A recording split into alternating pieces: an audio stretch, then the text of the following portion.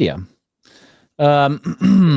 So Nvidia, let's see. They have everyone knows Nvidia. They're the chip maker. I remember Nvidia as a kid because they made graphics processors, and I was really into computer games at the time. And Nvidia was the shit back then. So here's Nvidia.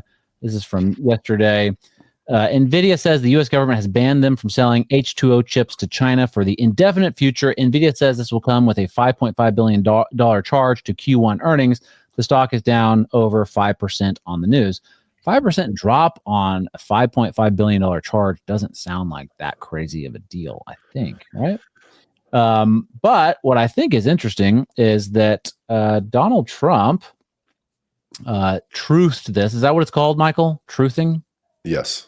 Okay, he truthed this. Truth bombs. He truth bombed it. He said that Nvidia commits $500 billion to build AI supercomputers, plus in the United States exclusively. This is very big and exciting news. All necessary permits will be expedited and quickly delivered to Nvidia, as they will to all companies committing to be part of the golden age of America.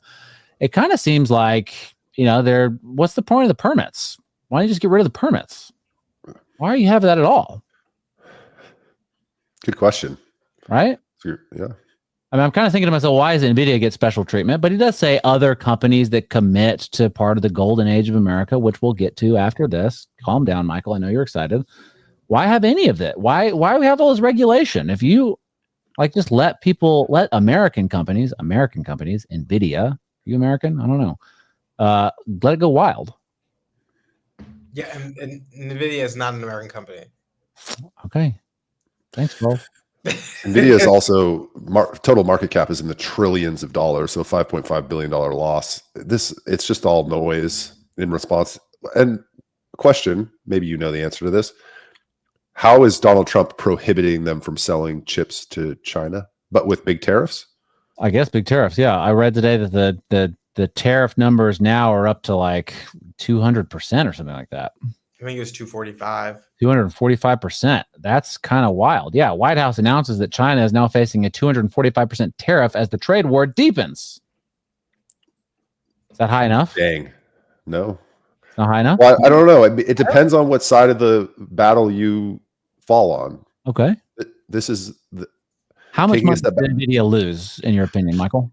I don't know. That's all. This is all just noise. It's been 10 days of tariff wars, and it's all just noise. And we're going to see fluctuations in the market, and big companies are going to see big drops and big ups, and like all of this stuff on the daily basis is noise. There's a battle, I think, between more protectionist MAGA crowd nationalists and the free market or the free trade, old establishment who thinks we should have trade deficits with all this country and everything should be produced in other countries. And I think if I had to guess what the art of the deal is here, I think Trump recognizes that in COVID, we had some pretty bad single points of failure in our supply chain. And he's trying to shore up 4 sectors with this trade war, or whatever you want to call it, with these tariffs.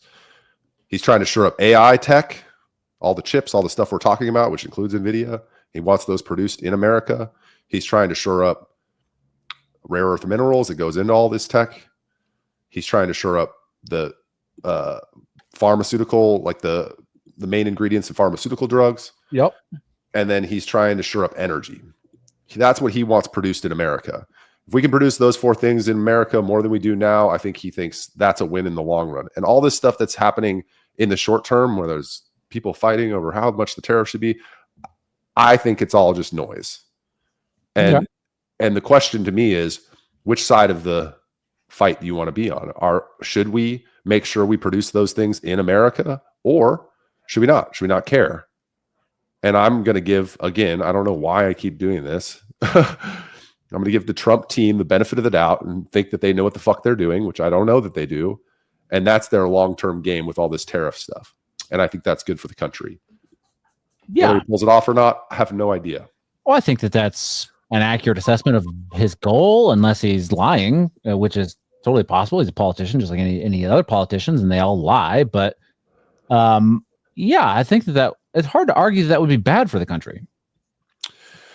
Well, the opposite side of that would be, well, then it's going to cost more. Who's going to take these jobs? Who wants to work in a factory, or, you know, like, who's going to take these jobs? We have the lowest unemployment according to the government in history, 4%. Who's going to take these jobs if we bring them back on shore? And then the other argument is, why is he putting tariffs on? I know we're getting in the weeds. I went down the tariff rabbit hole. Why are we putting tariffs on steel, for example, or autos? If your goal is to bring this stuff on shore, what does it matter? Why are you putting tariffs on autos or steel from Canada? Automobiles? Yeah, or lumber from Canada. Like, why are you doing that? I think he's doing it as a point of leverage to get everybody to come to the table. And then the alternative explanation could be Trump's just using the huge power of the U.S. economy as a leverage point against everybody. And every single country is going to come to the table and be like, what do we have to do to get these tariffs off of us? And he's going to extract something from everybody. Is that good? Is that bad? Do consumers pay more? I don't know. I'm not an economist, but I think that's the fundamental fight that's happening right now. And Wall Street's losing their mind because of a 5.5% dip in Nvidia. I mean, what did it go up since 2020? Like a gajillion, 400%. Gangbusters. Gangbusters, yeah. Charles, anything to add? I mean, I think the reason no one seems to know the reason behind it is because I don't think they know. I think there's such a I think difference in the administration for the reason that they're doing this. I think some people in the administration want to pursue tariffs as revenue replacement to get rid of the IRS. Others want to pursue it to bring companies back to America. Others want to pursue it to do negotiating tactics. But all three of those are at odds with each other. Like, if you're using it as revenue replacement, then you can't use it as a negotiation because you need to keep it on the table rather than take it off the table. And I think if you have these competing interests, then you have no uniform strategy. Yeah. Trust the plan. You're back to trust the plan, you know, like that's where we're back to. Wait for the Kraken.